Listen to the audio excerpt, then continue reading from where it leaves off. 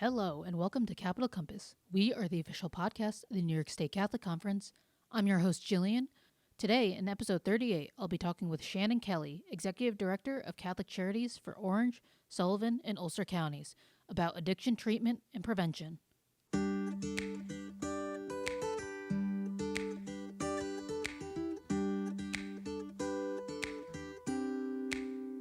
Throughout the 2024 legislative session, we are giving you updates on what is happening in Albany.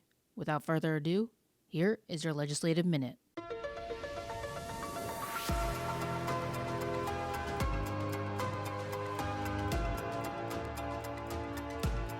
Welcome to the Legislative Minute. I'm your host, Gillian.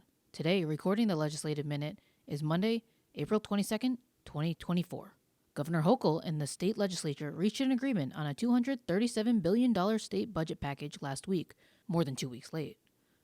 Several noted areas benefiting our Catholic schools include full funding to reimburse our schools for state-imposed administrative mandates, an additional $25 million for health, safety, and security needs of schools, a modest increase in reimbursement for STEM teacher salaries, a new program to begin reimbursing schools for salaries of art and music teachers, and an increase in funding for academic intervention services for needy students. On the government relations and Respect Life side, the executive's proposal to fully gut the Health Home program, which is very important to Catholic Charities' work supporting families in the community, was not successful, and the funding remains. New York has now become the first state in the nation to create paid parental leave for pregnant mothers. There will also be more funding and support for doula services. The unfortunate news is that the Reproductive Freedom and Equity Program was passed, which means it will provide funding to New York abortion providers and nonprofit organizations to increase access to abortion. Make sure you're following us on social media so you know when we release a more comprehensive breakdown of the budget. We'll be right back after a brief message. Are you interested in staying up to date with New York state legislation pertinent to the Catholic Church? Do you want your Catholic voice to be heard? Sign up for the Catholic Action Network by going to our website at nyscatholic.org/action-center or texting CAN to 50457. Again, CAN, C-A-N, to 50457. Over the past 3 decades, we have seen an increase in opioid addiction and deaths. Since 2013, there have been a significant increase in overdose deaths involving synthetic opioids, including fentanyl. Amid this opioid epidemic, Catholic Charities for Orange, Sullivan, and Ulster counties provide substance use disorder treatment and prevention for those in need. Joining me on the podcast today is Shannon Kelly, Executive Director of Catholic Charities for Sullivan, Orange, and Ulster counties. Welcome to the show. Thanks so much for having me, Gillian. I'm glad to be here. Now, this is a different aspect of Catholic Charities many might not have known about. How has your office been providing this kind of help? Yeah, so Catholic Charities of Orange, Sullivan and Ulster was founded in 2006. And from the start, a network of outpatient substance use disorder clinics was a part of our service portfolio. And it was a place where folks could go to speak with a trained clinician and get help when they were struggling with drugs and alcohol. And they could get individual therapy or group therapy. Over the years, the types of services we offer under this sort of umbrella of behavioral health have grown and have shifted, but it's always remained a core part of our mission locally here in the Hudson Valley. Most people often think about opioid use as an urban issue, but from your experience, how has it impacted suburban and rural communities?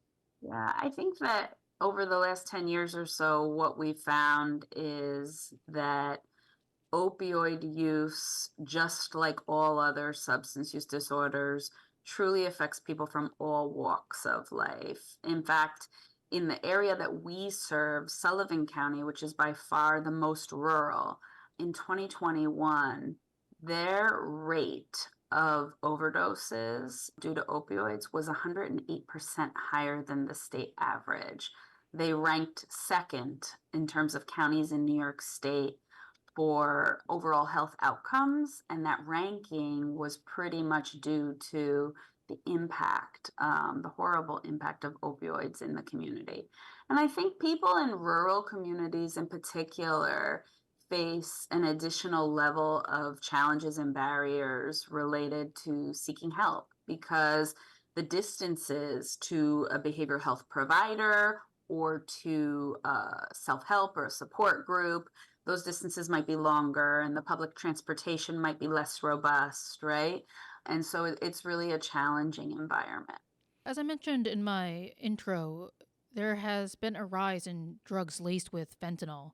Mm. How has this impacted the community? I mean, we're seeing news reports about this really affecting the whole country. Yeah, no, fentanyl is a very, very scary thing. From 2016 to 2022, fentanyl overdose deaths, so actual fatalities, have increased over 1,500%. And that's for both men and women across various groups. It's scary because it can be so deadly in such small quantities, right? We have a graphic that we use in some of our flyers, Gillian, that your listeners can appreciate even if I describe it. It's a close-up picture of a sharpened number 2 pencil. And at the tip, the very tip of that number 2 pencil, where just the lead is, there is just a tiny amount of white powder. And we know that that small amount of white powder on the tip of a pencil is actually enough to cause a fatal overdose. So it's a very, very scary thing for communities. And I think that in other times, people felt that, a particular drug might not be harmful or they might know where it's coming from, right?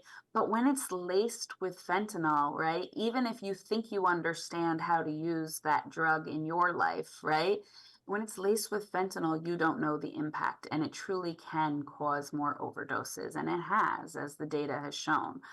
There's also another scary thing out there, which is xylazine. So xylazine is actually a large animal, so a horse or a cow tranquilizer that has made its way into the human drug supply. And one of the scary things about xylazine is that because it's not an opioid, it is not respondent to Narcan, to naloxone, which is the antidote for an opioid overdose. So, I share those two things for your listeners to know that really the drug supply and what is out there right now is very frightening. It's very frightening, and it's certainly having an impact on communities and on our health. Now, I'm interviewing you because you guys have a decent amount of different types of treatment you offer. Can you explain to our listeners what those are? Sure. So we have outpatient treatment. So that means that someone who is, living at home, they can be working, they can be going to school, they can be parenting, all of the things that make up a vibrant life, but they really need to address their drug and alcohol disorder, right? They can come into our offices, and the outpatient treatment setting is variable in terms of how often, what frequency you're coming in, what your length of stay in treatment looks like. It's really very person centric and dependent on the person. So when someone comes into our outpatient clinic, they will have the opportunity to work with a variety of professionals. They can work with their primary counselor, an individual counselor who can work with them in individual therapy, one-on-one. They can work with them in group therapy. They can bring their family members in and work with the family as a whole. They can do all of this face to face, or they can do it over telehealth, right? If that's an option for the person coming to us. They'll also get, if they engage in group therapy, the ability to meet with some of our other clinicians. So they'll see a variety of counselors. They'll get a nursing assessment and be able to access nursing services from our LPNs and our RNs on staff. And they'll also get the opportunity to have a psychiatric evaluation or an evaluation by one of our physicians or nurse practitioners. So I share that to say, when you're coming into an outpatient setting, there's just a variety of treatment modules that are available to you. And you can do that, right, based on your need. What's your drug of choice? How far along in your addiction are you? Or how far along in your recovery are you, right? Some people come to us because they've been in recovery for quite some time, but they feel at risk for relapse, and they feel that it's time to check in with professionals in the field. So that's a good thing. In addition to outpatient treatment, which as I said earlier, we've had since 2006, in about 2017, I believe, we started to offer community-based treatment. Community-based treatment is a wonderful thing for the 9 out of 10 people with a substance use disorder who do not enter into rehab or do not enter into an outpatient setting. For whatever reason, they have a barrier in their life. Maybe they're dealing with stigma and they just don't want to walk into a building that's for folks with drugs and alcohol struggles. Maybe they have a transportation issue or a childcare issue or a work life issue that just makes it impossible.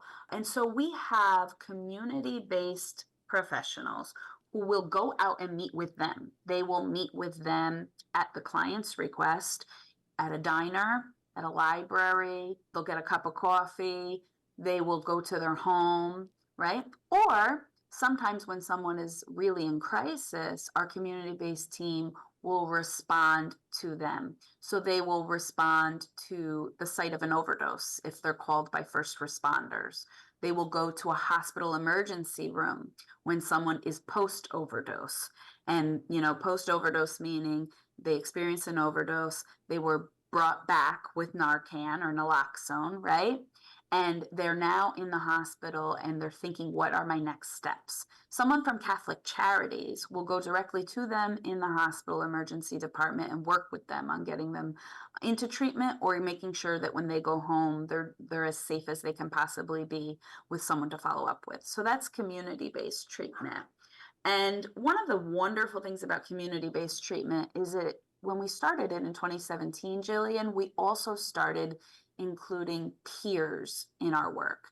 Peers are people with lived experience. They themselves have used drugs. They themselves have had family members, relatives, and loved ones who have used drugs. They have navigated the system for alcoholism and drug use, and they've had experience with that, lived experience in their life that really positions them best to work with someone who's going through it themselves.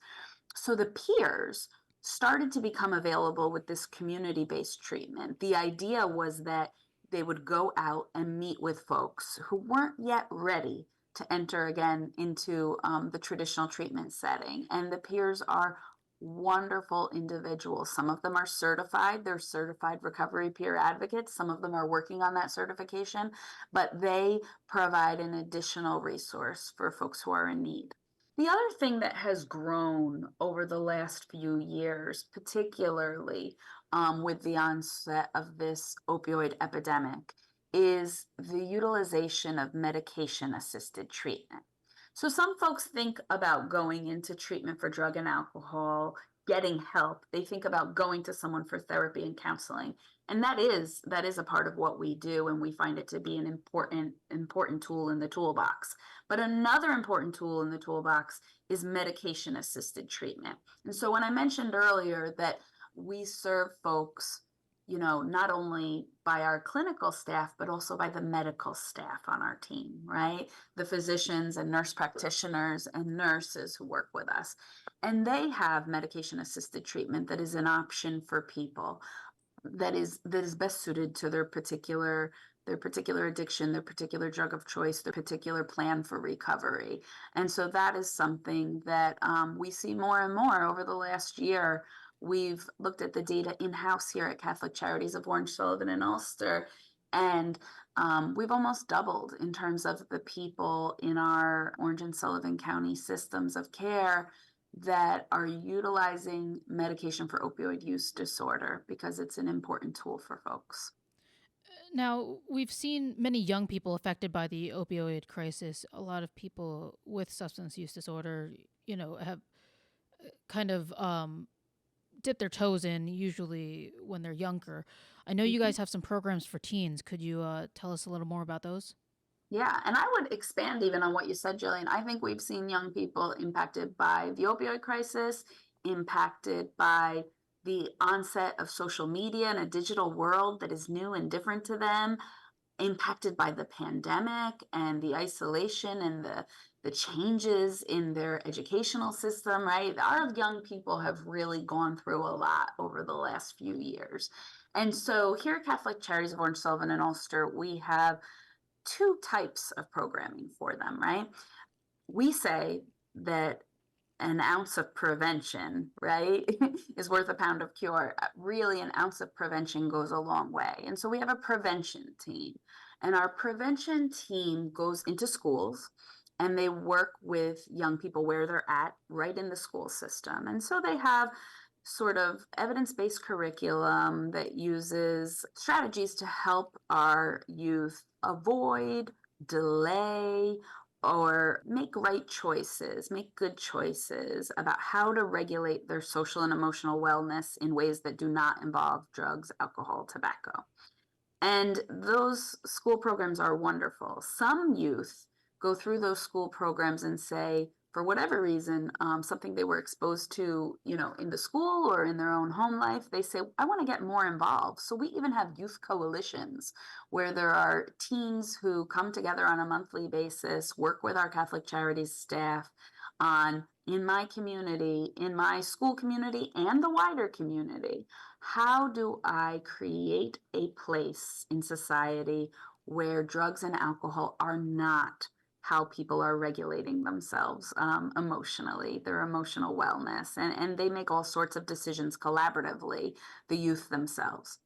We have a couple of specialty programs that I would mention to folks because listeners from throughout the state, I am sure, could go to resources locally for them to, if they had interest in things like this. So we have a program called Dead on Arrival that we use, which is really an interactive experiential program. What that program is the youth who are involved with our teens, they set up an evening where part of the high school is transformed into a teen party. And parents and adolescents together, parents and teenagers together come and experience this. And they come into the party setting and they see a teen overdose happen. It's all acted by the actors who have participated with us and have been trained. And they see this overdose happen in the party, and then they hear the emergency response coming. And the actual local emergency responders, the first responders, will come to the high school. This is all planned ahead of time. And they will go through what it looks like to administer Narcan and to hope that this, is the antidote to the overdose and brings the person back. And then sometimes that is unsuccessful, and that's true in real life as well. And so part of the experience is our youth seeing what it's like when there is a fatal overdose. And then we move into a part of the high school that is set up sort of like a funeral. And this is a very impactful night, and we have counselors trained there to help parents and teens together process their feelings about that. We also have a program called Under Your Radar that our prevention team implements, and it's a neat program. I have young children, Gillian, and so I don't know that I'm ready for it yet, but at some point I really, want my husband and myself to sit down and do the Under Your Radar program. And the way that program works is our staff set up a bedroom. They set up a teen bedroom, and within the teen bedroom, there are markings and signs and paraphernalia and substances and different indicators that might, pass very easily under a parent's radar, but might really be things that when you see them in your child's bedroom, you want to ask, what is this for exactly? What does this mean? What does this symbol mean, right? And really, these are ways where we work with the youth, but also with the parents together collaboratively. So that's sort of how the prevention side works. And we're always hoping that if we're successful in prevention, a teen or an adolescent will not start using drugs in the first place. But once they have, right? Once they have, and it begins to impact their life, in school in particular, right? It might impact their life because of absenteeism or because of behaviors that are coming out in school. We work with the school districts here in our local area, and we have started a program called the Restart Program. We don't want those kids to just go on in-school suspension or out-of-school suspension. we want them to spend time really working on their wellness and their recovery. And so what we do is we embed Catholic Charities clinicians right within the school districts. And there's a program. It's, a variable length of time depending on the student, but essentially that student is getting their curriculum instruction and their counseling and therapy right in school during their school day. And that the Catholic Charities is really proud of that, because the success rate has been really high and really strong. And we know that the teens benefit from this, concentrated time in therapy 5 days a week alongside their studies. I think it's important to highlight that you try your best to have the school districts and the parents involved, because I think that's one of the things I know when I was growing up, we didn't have as much. We went through DARE. A lot of kids thought it was a Mhm. joke. This is very different from that, and I think other areas that might be considering starting these kind of programs really need to also think about too, because the whole family involvement and community basis is a vital piece of it. Absolutely. Absolutely. Now, speaking of that, do you offer any aid for those who are family or friends of those suffering from substance use? It's the people who are using are not just affecting themselves, but those around them. Absolutely. I think one of the other kind of misconceptions, I think, about drug and alcohol treatment is that it's only for the person who themselves is using alcohol or drugs to cope with issues in their life. And so what we do is that we actually treat family members. So a family member a loved one of someone who is sort of suffering from addiction can call us, walk into our offices at any time, and also say, I need to speak to someone. I need to speak with a trained professional about what I'm going through, what my loved one's going through. We find that it's really, really helpful, not only for that family member at the moment, right? At the moment, processing their own feelings, their own reactions, right?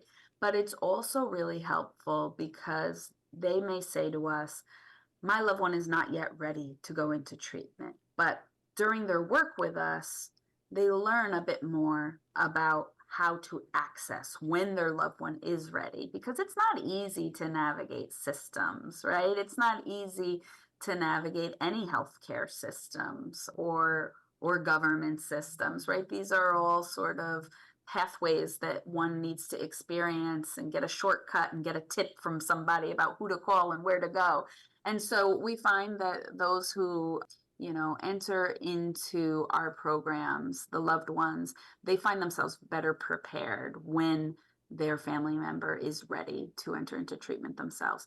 The other thing we do is that, years ago when the opioid crisis first came to sort of general knowledge, we found that there were a lot of bereaved loved ones, right? Those who had lost a relative to overdose that didn't have a good outlet. And the typical, right, bereavement support groups, they might not have been the best place for that person, right? When you are a wife of a 32-year-old healthy man that has overdosed and passed away, right? Going to a widows group with elderly, right, senior widows, it's a different experience. It's a different experience in terms of stigma, in terms of the place in life you're at, right? So Catholic Charities started multiple. First, they were sort of bereavement groups for opioid overdose, and they were all face to face. When the pandemic hit, we moved them to virtual, most of them, and we expanded them for loved ones of those who had died of other sort of chronic, chronic alcoholism, cirrhosis of the liver, other sort of substance use disorder adjacent deaths. And we find that those support groups, which are facilitated by clinical professionals, right? They're not self-help groups, although there's a lot of value in the self-help groups. These are facilitated by clinical professionals. And we find that the ability to talk about your experience with folks who have gone through something more similar is really validating and really helpful. And so, yeah, we're proud to help family members as well. Now, how can we do our part to help fight the opioid epidemic? I know it's a pretty broad question, but I have a feeling there are things that we can do at home to kind of start making waves. I think there are. So I think, I spoke about stigma a couple times. Stigma around drugs and alcohol is a very real thing. I think it's reduced. I do think it's reduced. I think that mental health and behavioral health in general, in some ways, the pandemic, because we all went through something collectively that was sort of traumatizing and really hit all of us very hard. I think that helped in some ways to reduce stigma, but there is still a lot of stigma out there. And I think that your listeners, everyone can help by talking more openly, asking more questions, feeling comfortable talking about the role drugs and alcohol play in our lives, right? I think that opioids in general are more stigmatizing than other drugs and alcohol, right? And so stigma is something we're always working on. I think finding resources locally, knowing what are the opioid resources locally is important for all of your listeners, right? In every county, there are treatment centers of some sort, right? Or even clinicians or private practice or primary healthcare providers, you can go to your own physician or nurse practitioner, your primary care provider and talk about it, and they can help find resources. But I think for ones that want to help, for those of us who want to help, I think knowing what the resources are locally and having that in your mind, because you never know when a family member, a neighbor, a coworker is going to mention something, right? You want to be able to make a referral or a recommendation to a trusted provider. I think there's a lot that can be done in terms of harm reduction as well. Harm reduction is really the idea that some people are going to use opioids and opioids are going to be in households. So what can we do to reduce the harm that they inflict upon our communities and the people we love? And so there's a couple of really practical things that folks can do, proper disposal of prescription medicine is super important. Not leaving prescription opioids, in your medicine cabinet. Making sure they're disposed of. That way they're not a temptation to anyone in the household who might be experimenting.